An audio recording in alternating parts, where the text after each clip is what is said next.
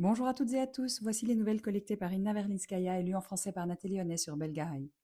Le Premier ministre Nikol Pachinian se rendra en Fédération de Russie ce 1er avril pour une visite de travail. Dans le cadre de ce déplacement à Moscou, une rencontre est prévue entre le Premier ministre Pachinian et le président de la Fédération de Russie, Vladimir Poutine, a annoncé le service de presse du Premier ministre. Selon le communiqué diffusé par le Kremlin, les partis prévoient d'aborder l'état actuel et les perspectives de développement du partenariat stratégique et des relations d'alliance russo-arménienne, ainsi que les questions de coopération pour l'intégration de l'espace eurasiatique. Évoquant le système de pots de vin électoraux découvert par le comité anticorruption, le Premier ministre Nikol Pachinian a déclaré que pour les forces Kocharian, Karapetian, Tsaroukian, le citoyen est une marchandise que l'on, entre guillemets, emballe avec de l'argent pour la transmettre via des intermédiaires. Il a souligné qu'une telle approche contredit les changements survenus en Arménie après 2018 et qu'au cours des élections du 7 juin, le citoyen donnera sa réponse au, entre guillemets, parti de la guerre à trois têtes. Le Premier ministre a ajouté que la République d'Arménie n'est pas le entre guillemets, village de Nijni Tapr et a appelé les forces d'opposition à revoir leurs méthodes. Ces commentaires interviennent après que le comité anticorruption a publié des enregistrements et des données factuelles sur la manière dont le recrutement d'électeurs et la distribution déguisée de pots de vin ont été réalisés dans la province d'Armavir via l'organisation non gouvernementale À Notre Manière, au profit du parti Arménie Forte dirigé par Samvel Karapetian. 5 personnes ont été arrêtées et une procédure pénale a été lancée. Le parti Arménie Forte a rejeté les accusations, affirmant que l'enregistrement a été monté et que ses activités s'exercent dans le cadre de la loi.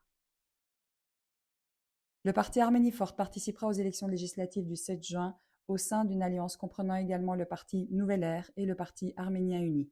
Le candidat de l'alliance au poste de Premier ministre est Samvel Karapetian, qui possède la citoyenneté de plusieurs pays.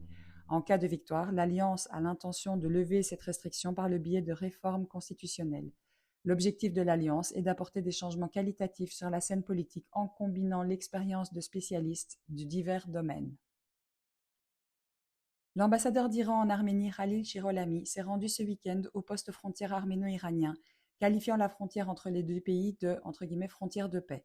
Selon l'ambassadeur, la diminution du flux de camions ces derniers jours est due au fait de Nowruz et non à des problèmes sérieux. Au cours de sa visite, il a pris connaissance de l'avancement des travaux de construction de la route Agarak-Kajaran, dans laquelle est impliquée une entreprise iranienne, ainsi que des travaux de construction de la troisième ligne de transport d'électricité de la sous-station de Noravan. Chirolami a noté que la coopération bilatérale a ralenti en raison de la guerre au Moyen-Orient, mais qu'il s'agit d'une situation temporaire et que les parties continuent de travailler à la pleine mise en œuvre de l'ordre du jour. Le ministre russe des Transports, Andrei Nikitin, a déclaré que la Fédération de Russie n'envisagerait pas de transférer la gestion concessionnelle des chemins de fer arméniens au Kazakhstan, ajoutant qu'aucune discussion sur ce sujet n'avait lieu ni avec l'Arménie, ni avec le Kazakhstan. Auparavant, le Premier ministre Nikol Pachinian avait indiqué qu'il ne serait pas opposé à ce qu'une entreprise kazakh soit acceptée par l'Arménie et la Russie, tout en soulignant que cela restait pour l'instant au stade d'idée et qu'aucune discussion n'était engagée. Le Premier ministre avait précédemment évoqué à plusieurs reprises un changement de gestion du chemin de fer, notant que l'Arménie subit des pertes de compétitivité sous les conditions de la concession russe. Depuis 2008, les chemins de fer arméniens sont gérés par Chemin de fer du Sud-Caucase jusqu'en 2038 et avait cité le Kazakhstan comme une option possible. Le clergé des églises catholiques Sainte-Mère de Dieu et Sainte-Anne d'Erevan a condamné l'incident survenu à l'église le 29 mars, soulignant que l'église n'est pas un lieu pour les manifestations de violence et exhortant à ne pas introduire les processus politiques au sein de l'édifice sacré. De son côté, le Saint-Siège d'Echmiadzin a considéré l'incident comme la conséquence de la campagne anti-ecclésiastique menée par les autorités. Le 29 mars, lors de la messe à l'église Sainte-Anne, une tension est apparue autour du Premier ministre Nikol Pachinian et de ses gardes du corps. Une personne parmi la foule a tenté de frapper Pachinian, ce qui a entraîné l'arrestation de 3 individus. Le Premier ministre a qualifié les perturbateurs de membres du Parti républicain HHK et de représentants du groupe Sasnar Tserej. Le conseil d'administration de la Banque mondiale a approuvé un programme de transformation économique de 200 millions de dollars, 170,3 millions d'euros, pour l'Arménie, parallèlement auquel le fonds de l'OPEP accordera 92,8 millions de dollars supplémentaires, 80 millions d'euros. Le projet vise à moderniser l'environnement d'investissement, à renforcer la concurrence et la protection des consommateurs, ainsi qu'à mettre en œuvre des réformes climatiques, notamment par la création d'un système de quotas de gaz à effet de serre et l'introduction d'une taxonomie verte. Le Premier ministre arménien Nikol Pachinian a déclaré les 500 000 $, 188 750 000 drams, reçus dans le cadre du prix Zayed pour la fraternité humaine 2026. La somme a été classée comme un cadeau reçu dans l'exercice de ses fonctions officielles et, après avoir été enregistrée selon les procédures définies par la loi, elle doit être transférée au comité de gestion des biens de l'État. Nikol Pachinian a reçu ce prix le 4 février à Abu Dhabi conjointement avec le président de l'Azerbaïdjan Ilham Aliyev, avec qui il a partagé le fonds de dotation total d'1 million de dollars.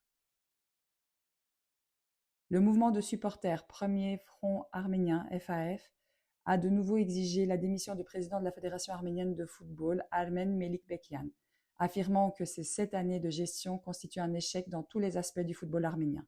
Le mouvement souligne que Melikbekian tente par tous les moyens de conserver son siège et de se faire réélire pour un 3e mandat, ce qui, selon eux, anéantirait tout espoir de développement du football. L'équipe nationale d'Arménie a remporté 2 médailles lors du tournoi de classe A des championnats internationaux ouverts d'Antalya en Turquie. Dans la catégorie des 52 kg, Araik Brutian est devenu champion en battant un athlète azerbaïdjanais par KO en finale. Dans la catégorie des 67 kg, Gor Hakopian a pris la 3e place. La société de télévision polonaise Telewizja Polska (TVP) a lancé VT Hayastan News, un service d'information en langue arménienne avec le soutien du Conseil de l'Europe et du ministère polonais des Affaires étrangères. L'objectif du projet est de présenter les événements politiques, sociaux et économiques d'un point de vue européen, de renforcer la résilience du public face à la désinformation et de consolider la coopération de l'Arménie avec la Pologne et l'Union européenne. Le programme, animé par des journalistes arméniens, sera diffusé 5 jours par semaine sur la chaîne Belsat ainsi que sur YouTube et Facebook. Par ailleurs, le Théâtre national académique d'opéra et de ballet Aspendiarian a rejoint l'organisation internationale prestigieuse Opera Europa, l'un des plus grands réseaux professionnels de théâtre lyrique et de festivals européens. Cette adhésion permettra d'élargir la coopération internationale, de favoriser les échanges d'expériences et de présenter plus largement l'art lyrique arménien sur les scènes mondiales. Selon le rapport du Global Terrorism Index 2026, l'Arménie continue de figurer parmi les pays exempts de risques terroristes avec un indice proche de 0,423 points, renforçant sa position parmi les États les plus sûrs. En comparaison régionale, l'Azerbaïdjan, 93e, affiche également un indice quasi nul, la Géorgie, 77e, a un score légèrement plus élevé mais très bas, tandis que la Turquie, 36e, et l'Iran, 18e, se situent dans le groupe des pays présentant un risque supérieur à la moyenne. Le jazzman, compositeur et pianiste Gari Kesayan fêtera ses 60 ans de carrière scénique le 25 avril à la salle de concert Aram Khachaturian d'Erevan. Ce concert verra la participation de stars du jazz américain Ellen Stepter, chant, Johnny Britt, trompette, chant, Louis Van Taylor, saxo, Carl Vincent, contrebasse et Don Littleton, percussion. Le programme comprendra des classiques du jazz et du blues ainsi que des compositions originales de Kesayan. Le musicien, qui avait émigré aux États-Unis dans les années 90, a été reconnu avec son groupe comme la meilleure formation de jazz des États-Unis en l'an 2000. C'est tout pour aujourd'hui. Restez avec nous sur Belgaraï.